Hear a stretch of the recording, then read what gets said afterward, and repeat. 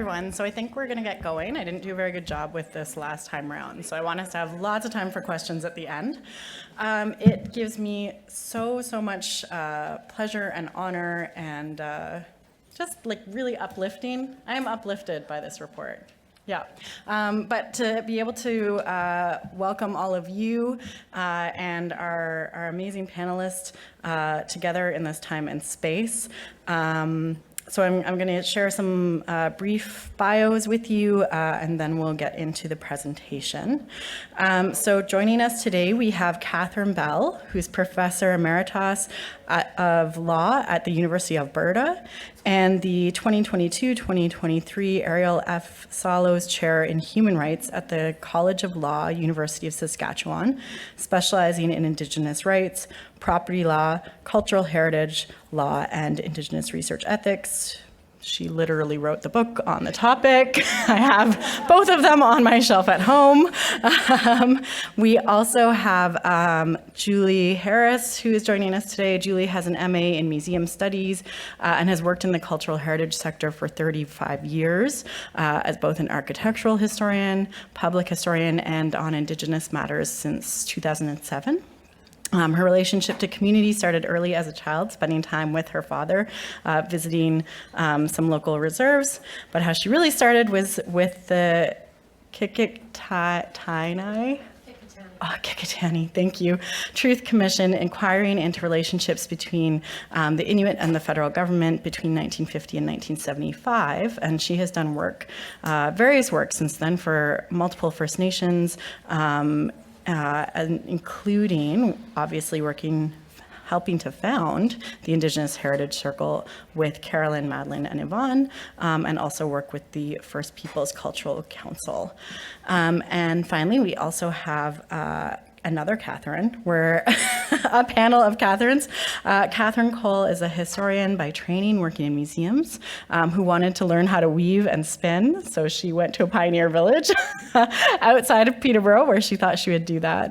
In 1983, she moved to Alberta and was involved with a repatriation initiative for human remains that were removed from a road. These were her ancestors, including a set of twins and a 5-year-old who had died from scarlet fever. Within her grandfather's letter, he expressed that he couldn't join the fur trade that summer because he had lost 3 children. So being there as a consultant was very powerful, and it involved a lot of different people. But she distinctly remembers when an elder wagged her finger at her one night and said, "You white people," and that was the point where she decided she would do her application to the Métis Nation of Alberta for her status. So this obviously has a very personal connection for her. And since 2007, she's been working in Nunavut, developing the heritage training program and working on a cultural center for them, a 6-month contract that turned into 15 years.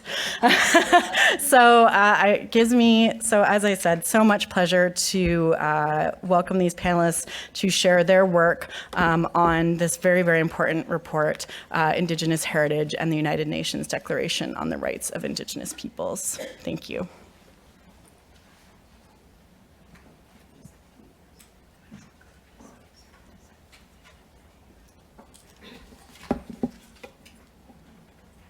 Just putting on my stopwatch here so that I stick to the time. Before I begin, I would like to express my gratitude that we're able to gather here today on the traditional territory of the many First Nations who call this their traditional home, including the Mississauga of the Credit, the Anishinaabe, the Chippewa, the Haudenosaunee, and the Wendat. It's a real privilege for me to be here again on Treaty 13 territory. It's been a long time, and certainly since before COVID, so it's really a wonderful place for us to be here and to be talking about these issues.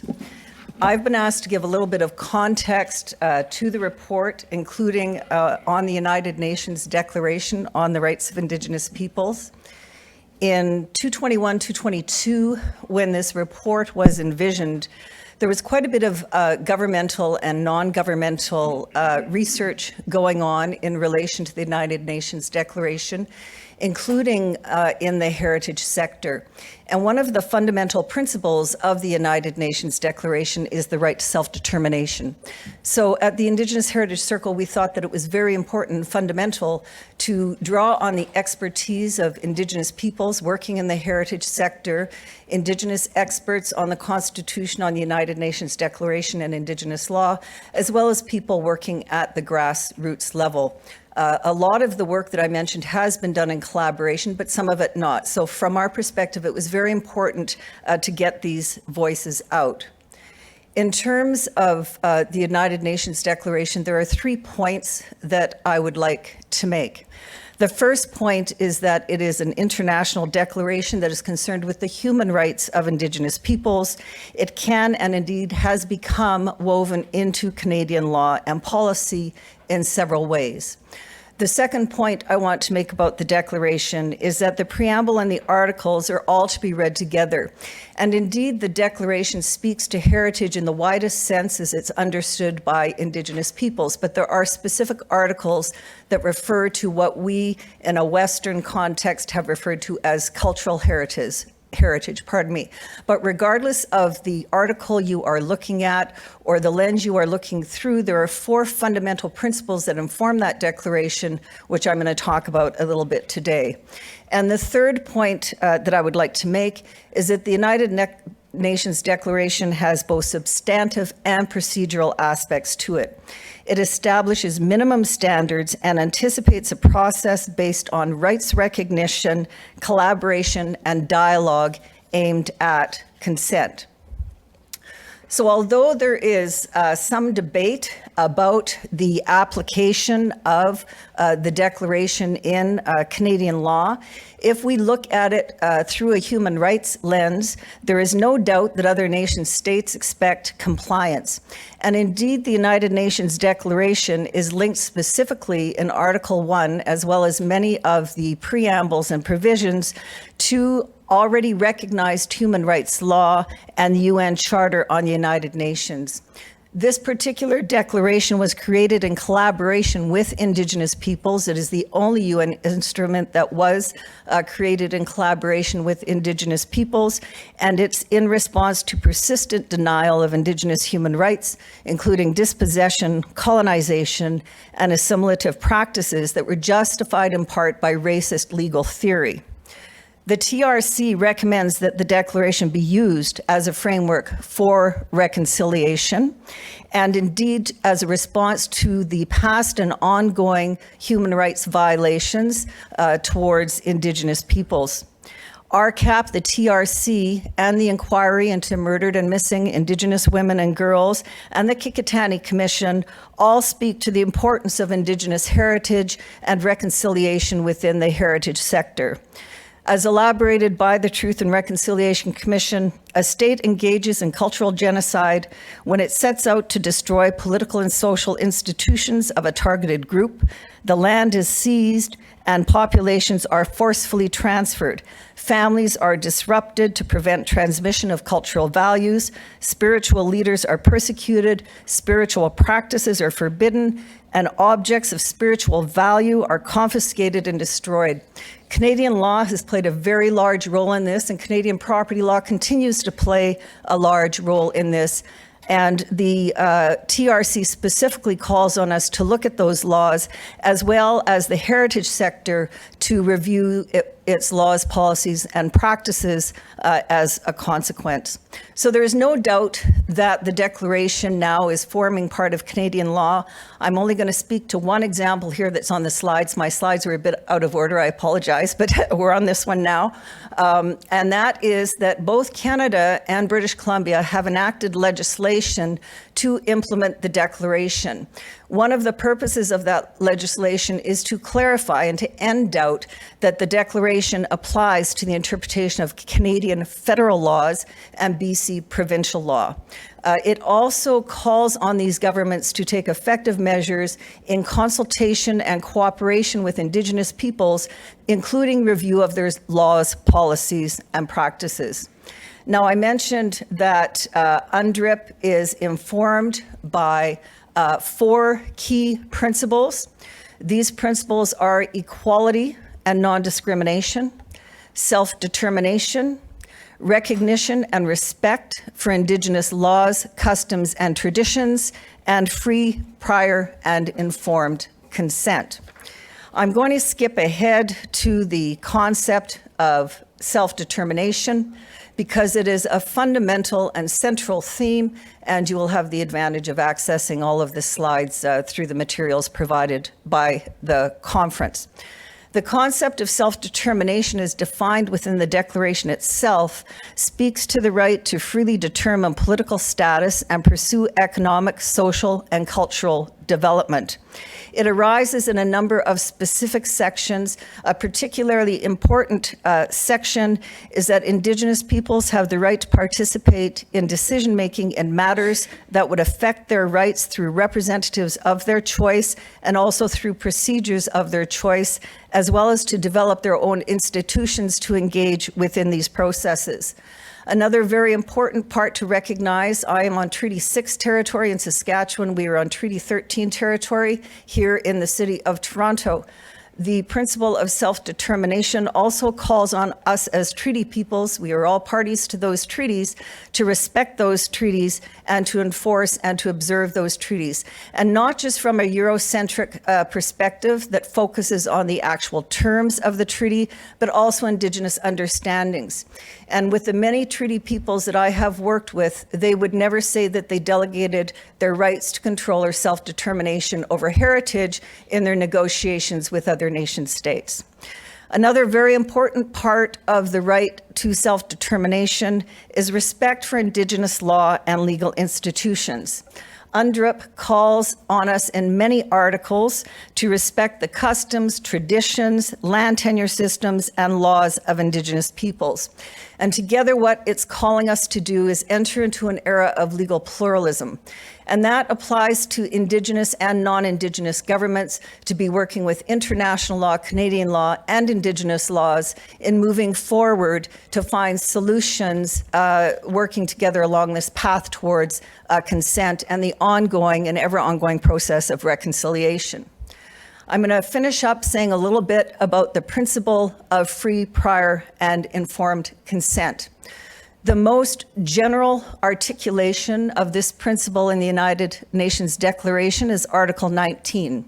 And it says that states are to consult and cooperate in good faith with Indigenous peoples in order to obtain their free, prior, and informed consent before adopting or implementing any legislation or administrative matters that affect them. This principle is also articulated in some specific contexts, even and specifically in relation to the taking of cultural, intellectual, religious, and spiritual property in violation of the laws and the rights of Indigenous peoples, and calls for restitution in that context. So there may be some debate about the legal nature of the declaration, and there may be some debate about whether there is an actual veto power, but there is no debate that what is called for in a human rights approach is good faith, consultation, and collaboration to obtain consent.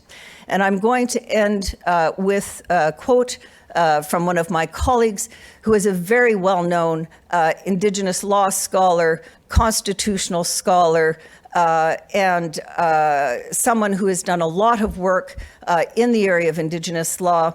And as John Burroughs so eloquently and accurately puts it, addressing the legacy of colonialism and approaching change in the most human rights compliant way, you must work with the people involved.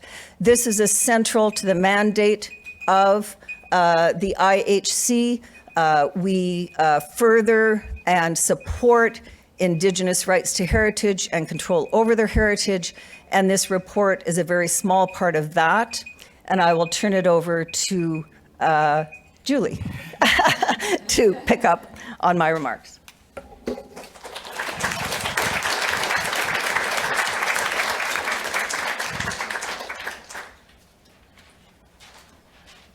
I was so skeptical that she would do that in 10 minutes, I must admit.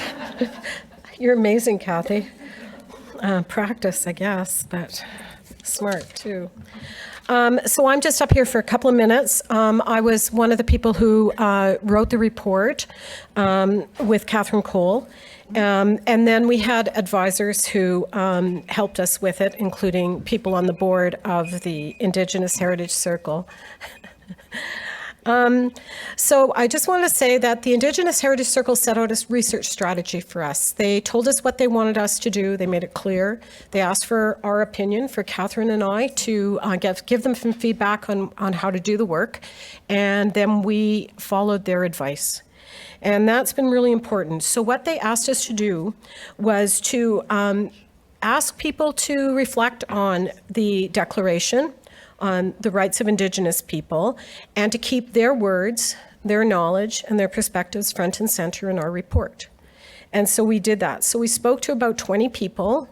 We probably contacted maybe 30 in Canada, and 20 people were able to talk to us. A few people couldn't for a number of reasons that had to do with their own travel and illnesses and things. And then Catherine Cole, who has a lot of connections in the international community, also spoke to individuals in 4 countries. So we started by reading the works as much as we could on the Declaration on the Rights of Indigenous People, discovered how many decades it has been in the making. And then we worked with the Indigenous Heritage Circle on some questions that we would help to lead our interviews. And we began each of our interviews, or most of our interviews, not all of them, by asking the people we were interviewing what the word heritage meant to them. And we got very interesting responses, very thoughtful responses, but generally ones that aligned very closely with a definition that the Indigenous Heritage Circle has developed through multiple workshops, and not only developed it, but also tested it.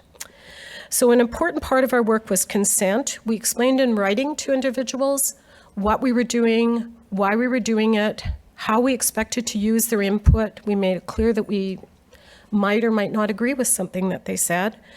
But more importantly, we said if we're going to use, and because we wanted their words to be in our report, we said we will return your quotes to you, tell you exactly the context that we're going to use those quotes, and get your consent to make sure that we're using them in a way that you agreed with.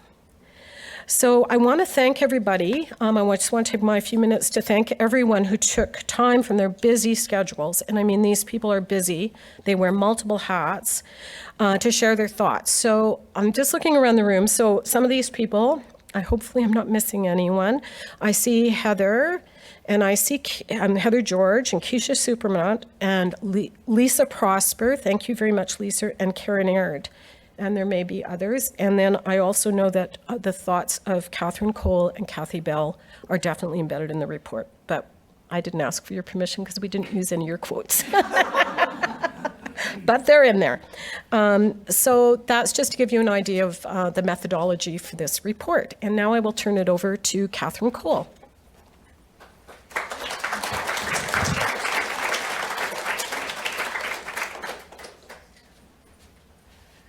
Thanks, Julie. Well,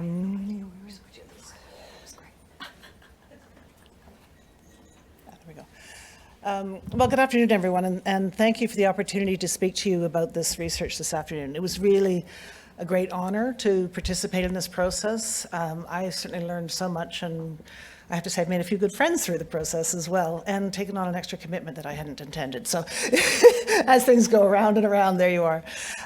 You will notice, first off, that there's a lot of text in my slides, and I'm not even going to apologize for it.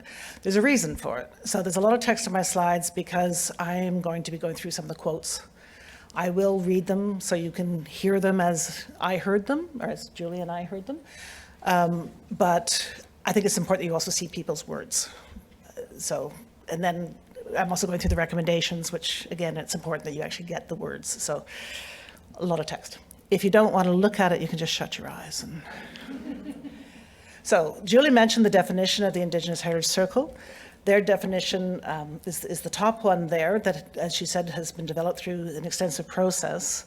I would just like to quote a couple of people's comments about what they said when we asked them what their definition of heritage was. So, Keisha Supernant, who's in the room with us, I'm doing my best Keisha impersonation.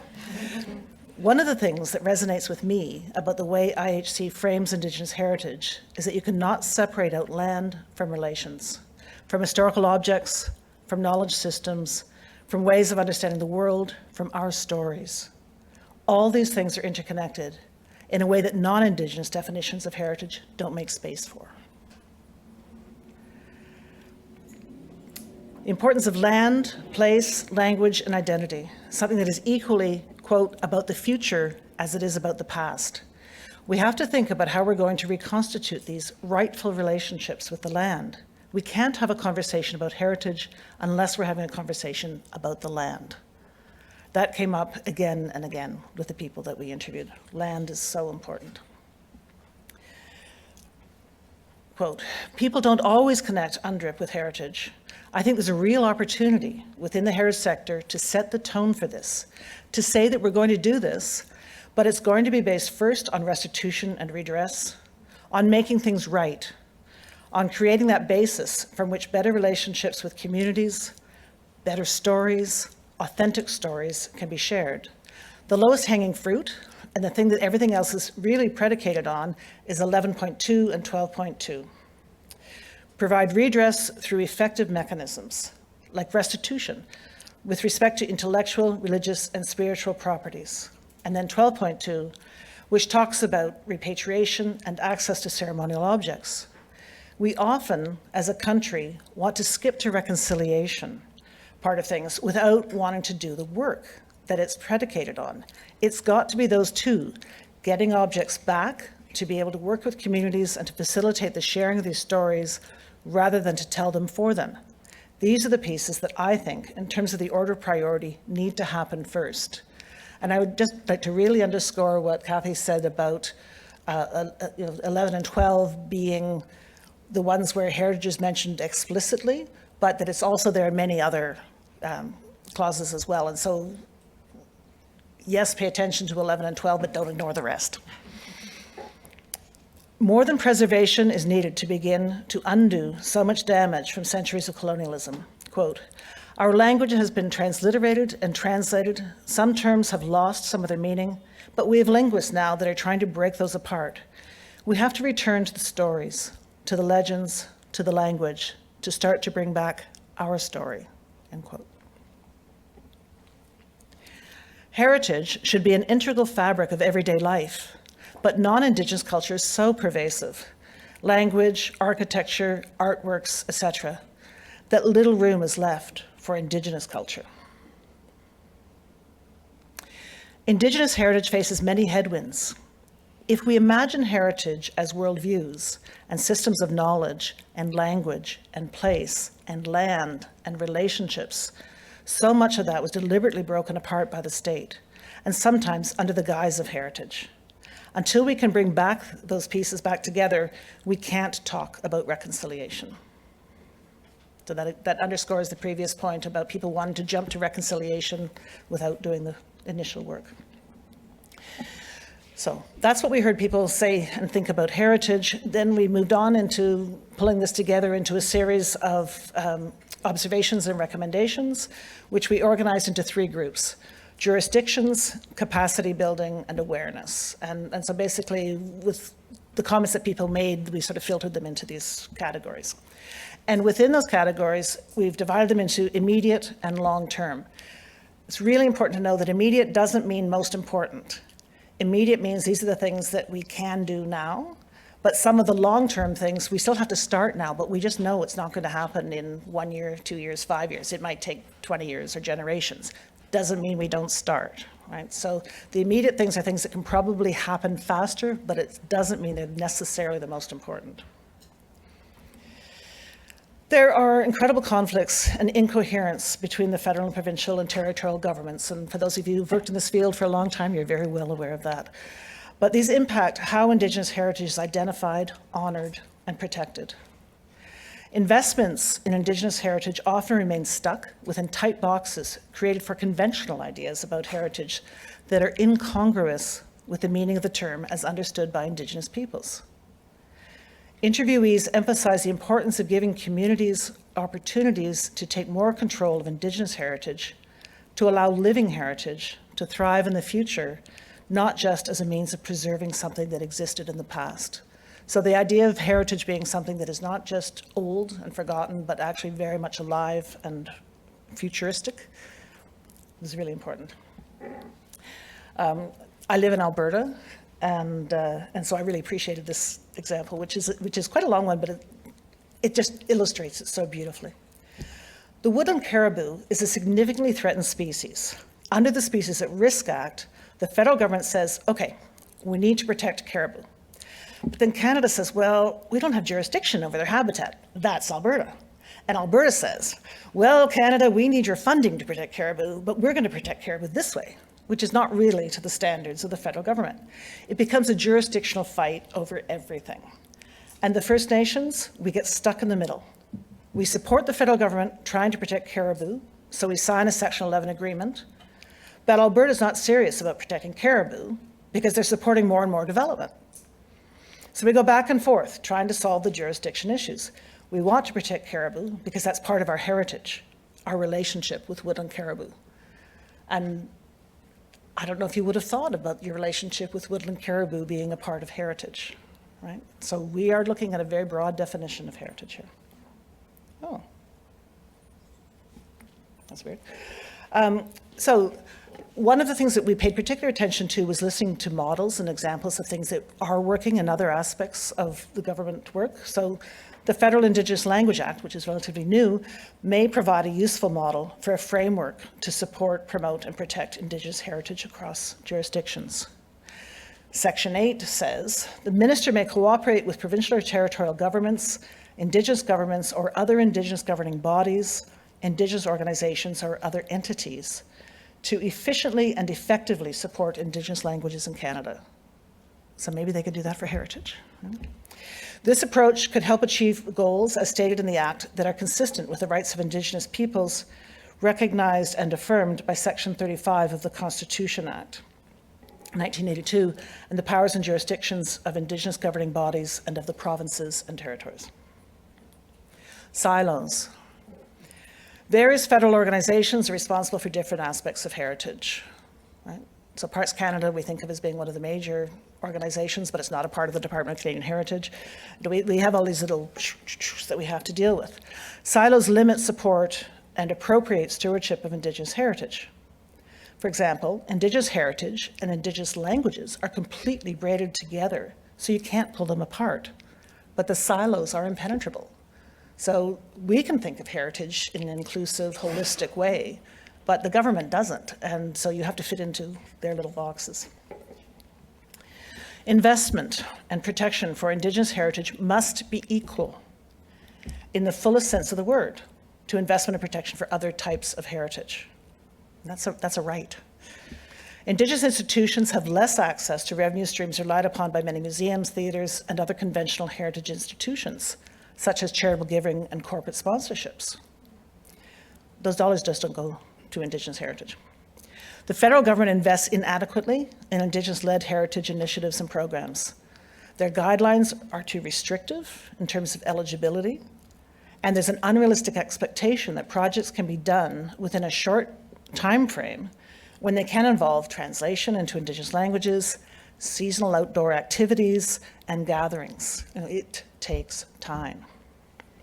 One model that's useful in this area is the Yukon Umbrella Final Agreement, Chapter 13, which is referred to as the Catch Up and Keep Up Clause, which requires Yukon government to increase support for Indigenous heritage. So until Indigenous heritage catches up to Gold Rush heritage, they need to be focusing on Indigenous heritage. The rest of the country could say that. So we need to revise a number of policies and standards to align with the Declaration. We need to look at the whole issue of repatriation. The individual museums have policies around repatriation, but there is no federal policy around repatriation. There's various bits of legislation that you might not think of as heritage, but that really is. So there's the Library and Archives Act, Access to Information, the Privacy Act. Even things like Treasury Board's Guide to the Management of Movable Heritage Assets and their policy on management of real property. All of these things need to be looked at. So if the federal government is thinking that they can address UNDRIP by revising the Parks Canada Act, that's not enough. It's a good, important starting point, but that's not it. So we have a list of immediate federal priorities. Do you want me to read them, or shall I just leave them for you? So part of it is establishing the National Council for Reconciliation. Part of it is developing strategy, developing a statement on the meaning of Indigenous heritage that they can integrate into their policy and program tools by all departments, not just by heritage, right? Seats for Indigenous people on federal boards, bringing in highly qualified Indigenous people to senior government positions, and to continue and expand investment in Indigenous cultural centres that embrace all types of heritage. Long-term priorities: revise all laws that intersect with Indigenous heritage, revise the Cultural Property Export and Import Act, and revise the National Parks Act to ensure access of Indigenous peoples to their traditional lands. Right? So when the national parks were set up, they were set up for enjoyment and recreation and tourism, but they're set up on Indigenous land, and Indigenous people need to have access to that land. Provincial territorial governments. Indigenous heritage is often seen as a federal responsibility, but much heritage legislation and programming in a conventional sense is provincial or territorial. So the federal government has primary responsibility for Indigenous peoples, but the provincial and territorial governments have primary responsibilities for heritage. So that's confusing, right? And we need to get these governments to focus on the needs and rights of Indigenous peoples. In the case of Nunavut, for example, the Nunavut Agreement and the Nunavut Language Protection Act provide legal frameworks for language. Inuit languages are in danger. Quote, Inuktitut has to be taught as a second language now. I never thought that we'd be losing Inuktitut fluency so quickly.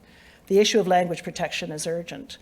I mean, as Heather said in the introduction, I've been working now in Nunavut for more than 15 years, and I've noticed you hear much less Inuktitut on the street than you did when I first started working there. So immediate provincial territorial priorities.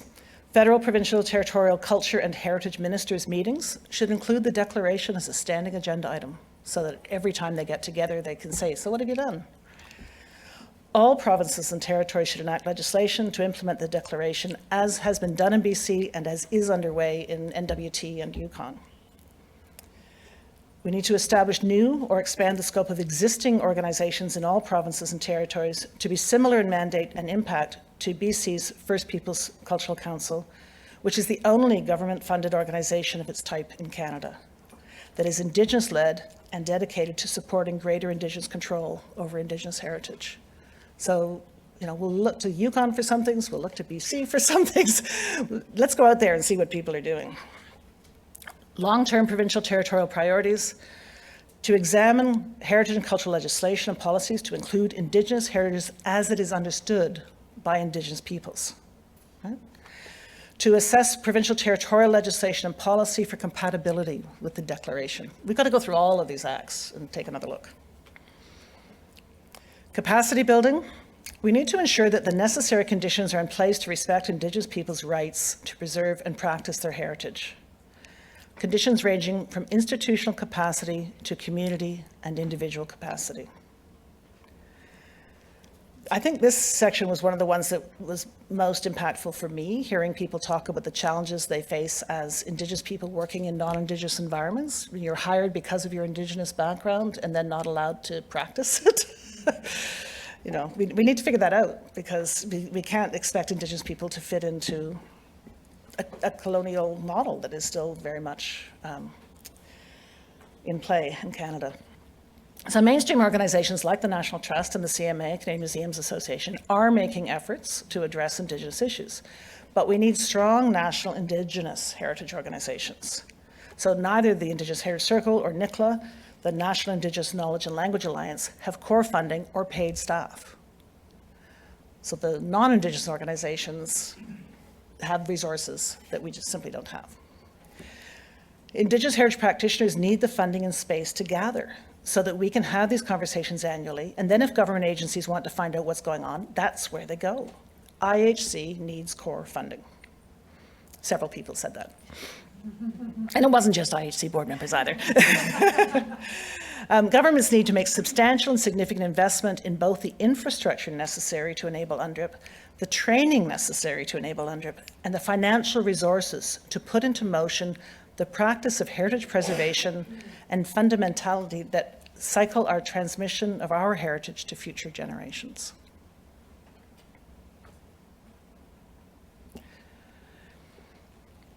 So I'm sure you've heard about the National Memorial to Residential School Survivors. There are different interpretations of what that might mean, but a number of the Indigenous people we spoke to said that it must be much more than a monument. It needs to be a large, dynamic, accessible place of teaching, learning, discovery, resurgence, reflection, and memorialization. It could be both a memorial and a national museum for Indigenous peoples. And that is the dream of survivors. At the territorial level, it is imperative that the Nunavut Inuit Heritage Centre be developed as soon as possible. All other provinces and territories have self-determined approaches to their collections preservation, access, and interpretation. Nunavut collection is in Gatineau and Winnipeg. It is inaccessible to Nunavut Inuit due to the distance, time, and expense to travel. And it was stipulated in Article 33 of the Nunavut Agreement in 1993 that facilities would be built. So we've been waiting 30 years for this. More Indigenous-led museums and cultural centres at provincial and community levels, including informal residential schools where appropriate. Some communities want to use the schools as a place for commemoration, and some people don't. So this is very much community by community. So these would be places to hold and share historical materials, ancestral remains, and cultural belongings, while serving to protect and reinvigorate languages and cultural practices. Non-Indigenous-led heritage institutions. So conventional institutions that manage Indigenous heritage need to be transformed. Decolonize practice, hire Indigenous staff, provide internships, mentorships, residencies for Indigenous colleagues, develop experimental labs to explore ways to integrate Indigenous approaches and practices. Non-Indigenous staff need to be trained in UNDRIP and in Indigenous ways to ensure a safe and welcoming environment. But they shouldn't be trained by the Indigenous staff who are actually hired to do something else. And oh, by the way, could you teach me how to deal with Indigenous people? That's not their job. There should actually be people appointed to have that job so that the Indigenous people who are hired, as curators or interpreters or whatever, can actually do the job they were hired to do and not always be balancing things. Both Indigenous and non-Indigenous heritage workers require training and trauma-informed practice. It's really important because these moments occur and we all need to know how to deal with it. We need to respect their development as an Indigenous person through participation in culture and heritage and be flexible to make space for things like participating in ceremony or going out on the land hunting or harvesting medicine or developing language skills. If we're hiring people because of their Indigenous background, we need to allow them the space to continue to be Indigenous. Training is a big issue. So academic education can be less important than cultural experience. And a number of people talked about the need for fundamentally different kinds of training. We should be thinking about a more organic, community-based way of training for work in the heritage sector. An Indigenous memory worker pathway. We need to continue to change the way we raise the next generation of heritage professionals because otherwise there's a danger that we're just going to keep reproducing the same structures and systems that we're in. I train the next generation of archaeologists to understand, even non-Indigenous people, to really understand the differences between an Indigenous conception of heritage and an archaeological Western conception. So currently, non-Indigenous heritage workers receive very little teaching about the Indigenous experience in Canada, need to learn the truth before we work towards reconciliation. The example was great. Jeff Ward is a spiritual, traditional person, Sundance leader, pipe carrier, lodge keeper, and he described his training to get to where he is today and compared it to an academic school. So he said, when you Sundance, the first 4 years you're fasting in the fall, you're fasting in the spring, you fast while you dance. So that's like high school. Then you're a leader for 4 years. You're not fasting, but you make a commitment for another 4 years. That's your BA. Then you commit for another 4 years. So that's your MA. And then another 4 years. It's like a doctorate. So if I'm a sun dancer for the last 16 years, spiritually I'm up here, but that's not recognized. Right? Social benefits. The ability to have autonomy over heritage will facilitate the ability to address socioeconomic issues. While we know that Indigenous heritage in particular is so essential for healthy, vibrant Indigenous futures, oftentimes we're still in the realm of survival because of the ongoing settler colonial state and the way it creates this substandard living on reserves and a lot of the traumas of residential school and the 60 scoop. I do think heritage has a role to play. So it's figuring out not just funding for heritage projects, but what kind of system and structures need to be in place to empower communities to build the capacity to assert their rights. Immediate priorities for capacity building. So we need to build capacity in the Indigenous heritage community and non-Indigenous communities, transform approaches, and properly fund the national Indigenous organizations. Longer term, look to the Indigenous rights and self-determination discussion tables as a model for how heritage can be addressed within a human rights and social justice context. So one of the things we heard again and again was that the responses have to be unique to each community, and that's what the RIS tables are doing. Develop new and different education training programs, repatriation legislation, the National Digitization Strategy, Canadian Copyright Act. So finally, awareness. Public awareness about the Declaration, what it means, its principles, and how it intersects with Indigenous law is relatively low. I mean, I don't know how familiar any of you were with it before this afternoon, but a lot of people have no idea what it is. Museum professionals need to be incredibly humble in Indigenous communities because it's despite museums and despite the Indian Act and despite the Canadian government that those ceremonies and that knowledge continues to exist. We need to be humble about all of our work in this field. UNDRIP has different levels of significance for different communities depending on whether they have other agreements with the state that acknowledge and respect the rights referenced in the Declaration. So in Nunavut, we have the Nunavut Agreement, even if it's not necessarily fully implemented. But you know, we have different things. In the Yukon, they've got the Umbrella Final Agreement. People here in Treaty 13, that agreement was made a long time ago. So I'm sure that the references to heritage are different. Free, prior, and informed consent, we've heard what that means. But this is something that Indigenous people have been very conscious of, the need for people to communicate with them and get the permission. So as John Moses says, within the museums and heritage field, there's indeed a legal duty to consult. In this day and age, it's a very big issue about who gets to speak on issues of indigeneity within the museums and heritage-related disciplines, and who gets to speak on whose behalf regarding these issues of indigeneity, and whose values and assumptions form the basis of who's a conservator. So talking about conservation specifically, conservation decision-making, whether we're talking about individual artifacts or works of art or entire monuments and historic sites and cultural landscapes, right? So that's just how free, prior, and informed consent plays out in actual situations. We need to reconsider Canadian history and think about it from an Indigenous perspective. I thought the point about Indigenous history only being an oral tradition was an important one, because that people have been saying that for years, right? Indigenous history is all oral. Well, it's not really. I mean, the oral history is quite significant, but the archaeological record is physical, the artifactual record is physical, and there's certainly a lot in the archives of things that impacted Indigenous people, whether they wrote them themselves or whether they were affected by them. So oral history is important, a huge part of what I do, but it's not the be-all and the end-all.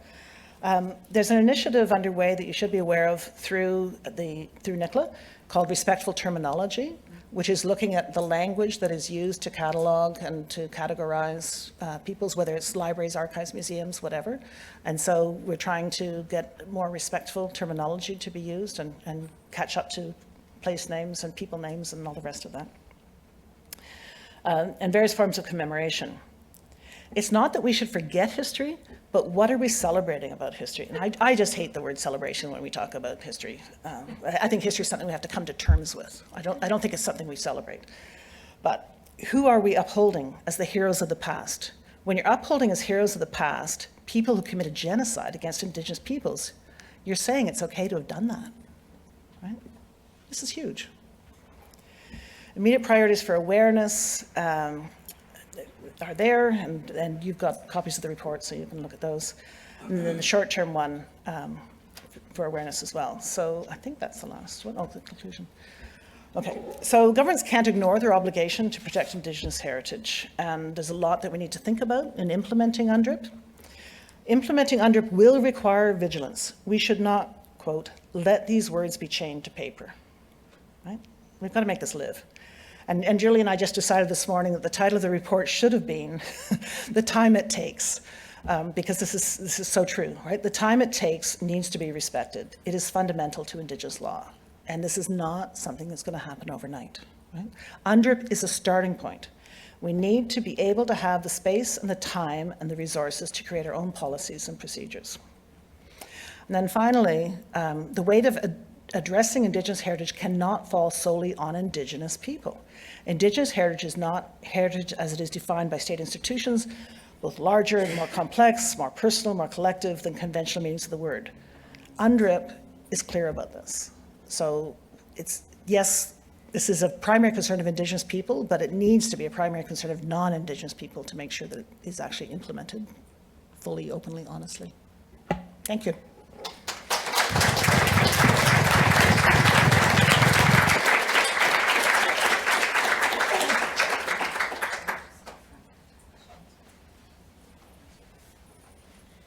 Thanks, everyone. So we do have a couple of minutes for questions, and there's a microphone in the sort of center of the room.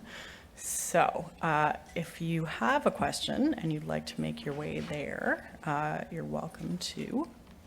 Or if you just want to vocalize it really loudly, that's an option as well. Is anybody? Okay, so I actually am interested in one of the comments that you brought up, and it was about sort of the history of this work, and I'm biased in my interest. In 1923, Levi General, Chief Discahe, went to the League of Nations to petition for recognition of the Haudenosaunee as a nation. We still are not recognized as a nation.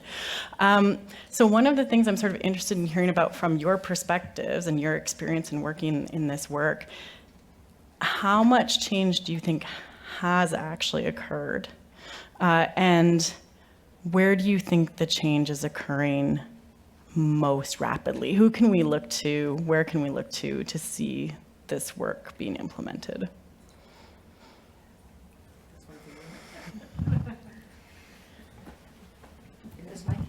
Hey, you could use those if you want. Yeah. How about I just stand up? Can you hear me? The old professor. I'm hopeful. I've seen a lot of change.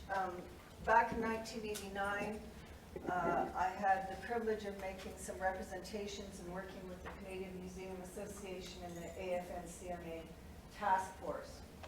I have also recently been involved in Move to Action by the Canadian Museum Association, and there has been a 360-degree turn in my estimation in terms of where certain people in the cultural heritage sector are prepared to go. That's not to say that the original task force was not a good thing. It had wonderful principles in it. But people were very scared about how far they should go, for example, in terms of repatriation legislation or calling for national reform. There was a lot of fear around that. I think some of that fear is gone. Having said that, I think we have a long, long, long way to go. There are still many barriers to Indigenous peoples taking control over and having meaningful participation in their heritage. In that area, there's a lot that gives me hope. For example, at the University of Victoria, we have the Indigenous Law Research Unit. Yeah, that's what they call themselves. And they are focused in Indigenous community, looking at these questions from the perspectives of Indigenous law. And what does that mean in terms of animating the declaration within Indigenous communities and taking control within Indigenous communities? So I have had the privilege of people putting trust in me to work with me over the years. I have seen some good change. but I think we have a really, really long way to go. I think about, for example, provincial heritage law, which continues to enable the destruction of sites on an ongoing basis, and situations where governments say, well, we don't have any obligation to talk or consult. We can just take these things and put them in our repositories, and this is still going on. I have sadness and anger over the appropriation of imagery and cultural expressions and the lack of response in Canadian intellectual property law. But I have hope in what is going on in the ground in community and in the institutions that are dedicated to these issues. My elder and colleague, Savia Youngblood Henderson, was one of the people who brought the declaration forward and spent 30 years banging on doors, trying to get it recognized. Canada refused to sign it initially, right? So did New Zealand, so did Australia. You know, not surprising, right? Because they are countries with large Indigenous populations. But they have all signed now. They're all trying to think about how to take a human rights approach moving forward. And it is, you know, it's not going to happen overnight. But personally, I see hope. I feel a bit of discomfort responding to this as a non-Indigenous person. So thank you for asking me to respond to it based on my experience as an ally. But it's not for me to move all this forward. It's for me to help move it forward as best that I can.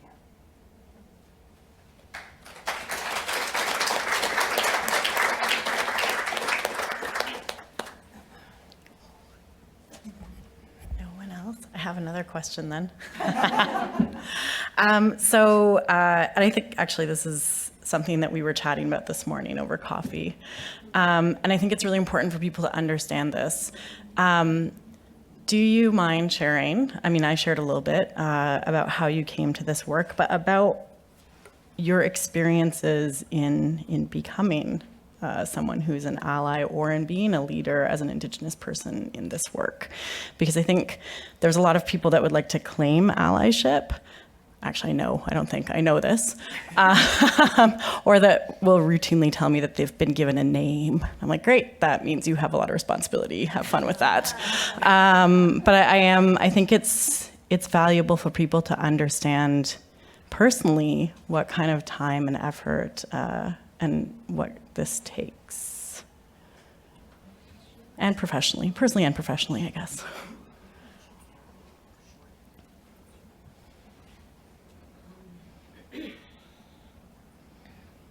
I'm going to sit down because I'm getting tired, but don't be nervous. So for me, I think professionally, it really began in two ways, with the Kikitani Truth Commission and meeting Madeline Redfern and working with so many Inuit elders and others who were willing to challenge me in a respectful way, and sometimes not so respectful way, but at least I learned, and I really appreciated that. And then for me, the most serious thing was meeting Karen Aird and having somebody who was both willing to be firm about when I was wrong, but also to work with me to try to move me towards the right. And I don't think that those opportunities come that often. You need to have a lot of time, and you have to be willing to really try to understand. And I really see myself you were talking about the various areas of spirituality. Well, I'm not spiritual, so I'm not going to pretend I am. But I still, honestly, after all these years, I consider myself in grade 2.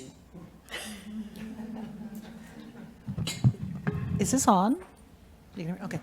I think for me, I grew up in Toronto, Peterborough, and my mother is an historian, and she wrote a book about my great-great-great-grandparents, which I typed the manuscript for when I was 12.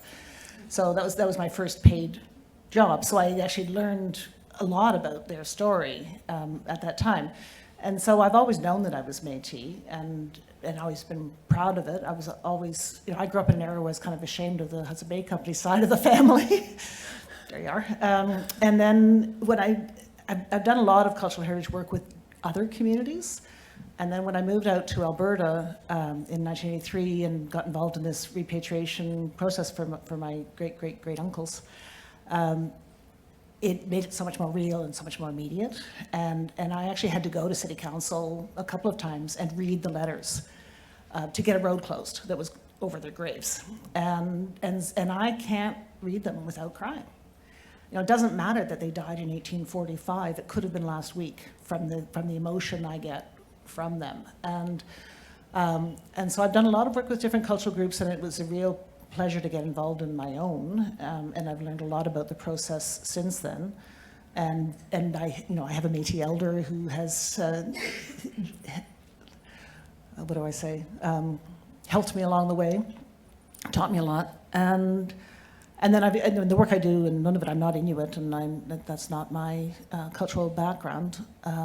But I'm very clear with people there that I am only a technician, and I'm here to help you realize your dreams and what you want to see happen here. I'm not here to tell you what to do at all, in any way, shape, or form. So I always try to be really conscious of when to speak and when not to speak. I'm also a member of Parks Canada's Indigenous Cultural Heritage Advisory Council, which I was on with Karen, so that's when I got to meet Karen and spend time with her. And I try to be really conscious, and Lisa as well, but I try to be very conscious in that environment of where I do and don't have a right to talk. So if people are talking about residential schools, for example, that's not part of my experience, my family's experience, and so I can only speak about it academically. But if you're talking about the fur trade, I can talk about that because that is my family experience, right? So for me, it's really been a question of learning when to speak and when not to. And I've become a pretty good listener, which is definitely not a skill. I'm fifth of six kids. You said you're sixth of six, Jessica? Yeah, I'm fifth of six. And you're always trying to be heard, trying desperately to be heard. So we focus much more on speaking as children than we did on listening. And so as an adult, I've had to learn the skill of listening. Catherine, did you want to answer it? I go back to that time because that's what spurred in me an incredible sense of social justice and an indirect experience of discrimination. I had the privilege of going to the University of Saskatchewan in the early 80s, which was only one of 3 law schools in the entire country that taught about Indigenous legal rights. And I took a course from a wonderful man named Roger Carter, who started what was then the Native Law Center, and also from a fellow named Norman Zlotkin. And I was just appalled with what I learned. And when I graduated, I found a firm where I could work in the area of Indigenous law. And I was, Aboriginal law. And I was working on a Métis title claim. And I was working on a firm that represented the government. And there was an amendment to the claim asserting Métis title, and I thought, this is really interesting. And I left the practice of law. And I went into the academic world. And in 1989, I started as a young professor at the University of Alberta, where at my first official banquet, somebody said to me, "What do you do?" I said, "I teach Aboriginal law," and they asked me what real law I taught. So there have been many experiences that have spurred on my interest and my anger.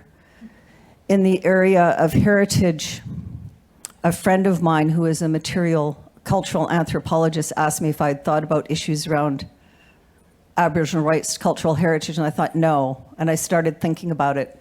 And then people started contacting me. And in 1991, I was contacted by the Amista Cultural Society up in Alert Bay, saying Sotheby's is selling our Noel Button blanket, and we don't know how they got it.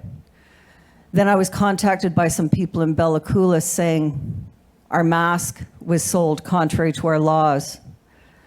Then I was contacted by another First Nation saying our totem pole is in Sweden and we want it home.